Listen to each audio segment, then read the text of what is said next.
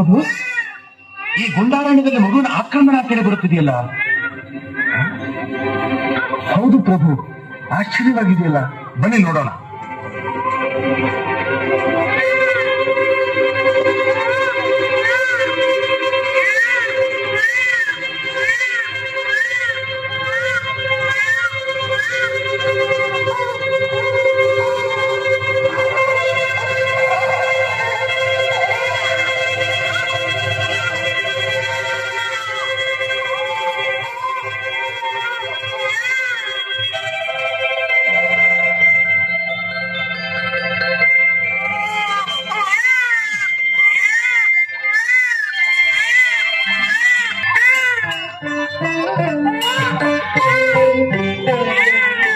ಮಂತ್ರಿಗಳೇ, ಈ ಅರಣ್ಯದಲ್ಲಿ ಮಗು. ಬೇಡ ಪ್ರಭು, ಮುಟ್ಟಬೇಡಿ.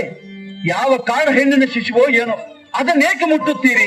ಅಯ್ಯೋ, ಈ ಮಗುವಿನ ಮುಖ ನೋಡುತ್ತಿದ್ರೆ ನನಗೆ ವಾತ್ಸಲ್ಯ ಉಕ್ಕಿ ಬರುತ್ತಿದೆ. ಮುಟ್ಟಬೇಡಿ ಪ್ರಭು.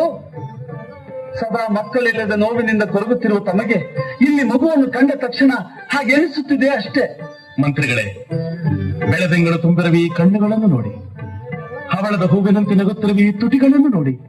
ಸಾಧಾರಣ ಶಿಶುವಾಗಿದ್ದರೆ ಈ ಮಗು ಶಿವಲಿಂಗದ ಬಳಿ ಇರುತ್ತಿತ್ತೆ. ಅಯ್ಯೋ, ನಾನು ನಿಮಗೆ ಹೇಗೆ ಹೇಳಲಿ? ಯಾರೋ ತಂದು ಈ ಲಿಂಗದ ಬಳಿ ಮಲಗಿಸಿದ್ದಾರೆ. ಇದು ಒಂದು ಪವಾಡವೇ? ಯಾರಿದ್ದೀರಿ? ಯಾರದು ಈ ಮಗು? ಮಹಾರಾಜ,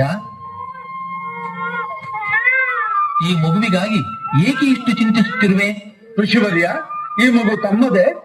ಅಲ್ಲ ಮಹಾರಾಜ, ನಿನ್ನ ಪೂಜೆಗೆ ಮೆಚ್ಚಿ ದೇವರು ಕರುಣಿಸಿರುವ ದಿವ್ಯ ಫಲವೇ ಈ ಮಗು. ಇದನ್ನು ಅರಮನೆಗೆ ತೆಗೆದುಕೊಂಡು ಹೋಗು.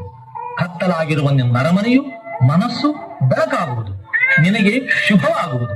ಇವನಿಗೆ 12 ವರ್ಷಗಳಾದ ನಂತರ ಜಗತ್ತಿಗೆ ಇವನ ಮಹಿಮೆ ತಿಳಿಯುವುದು. ಸ್ವಾಮಿ, ಸ್ವಾಮಿ,